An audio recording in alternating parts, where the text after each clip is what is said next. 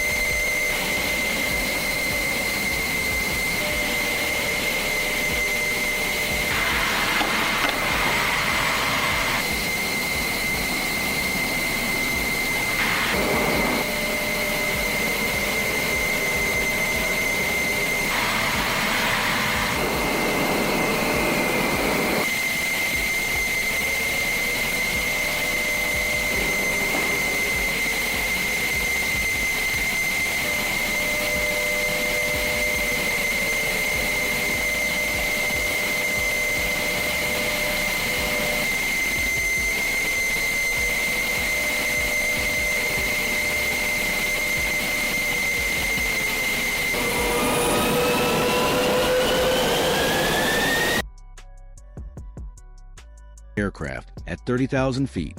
Ground control crackles in her ears, giving clearance for engine start. Her voice is calm, composed, answering every checklist item with precision. As the engine spools up and the canopy lowers, the jet becomes an extension of her, a second skin made of titanium and fire.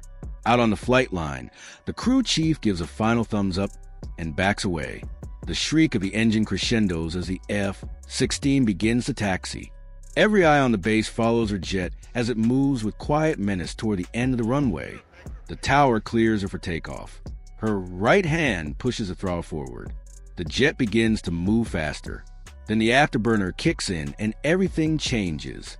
The aircraft roars down the runway like it's shot from a cannon, the tailpipe lit with a fiery glow of raw jet fuel.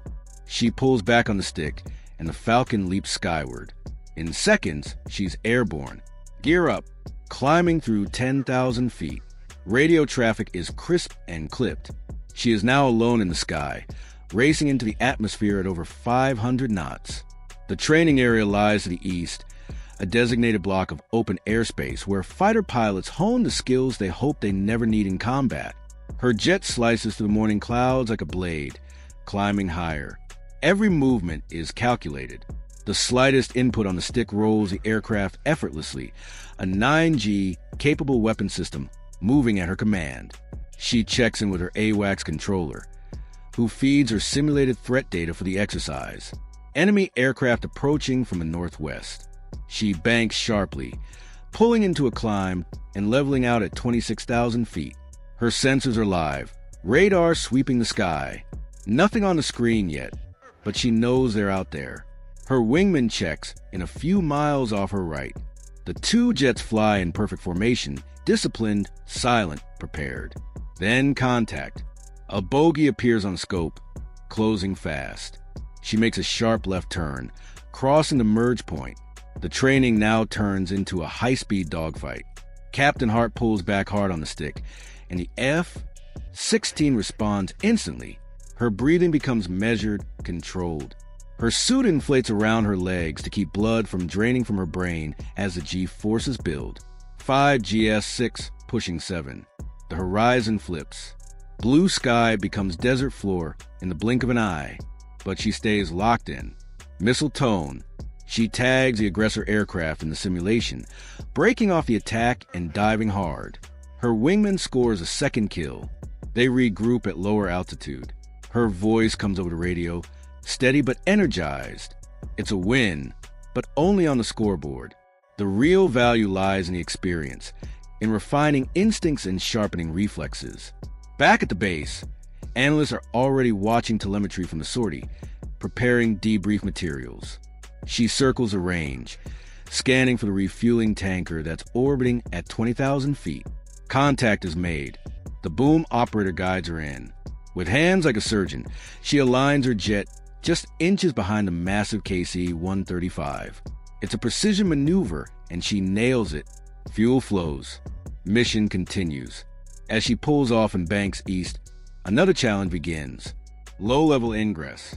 Flying at just 500 feet above the desert floor at 480 knots, she weaves between hills and ridgelines, using terrain to mask her radar signature. This is where mistakes are deadly, where training separates professionals from amateurs. Her hands never shake. Her eyes never flinch. Then she climbs again. High-altitude strike run. Simulated targets appear on her radar.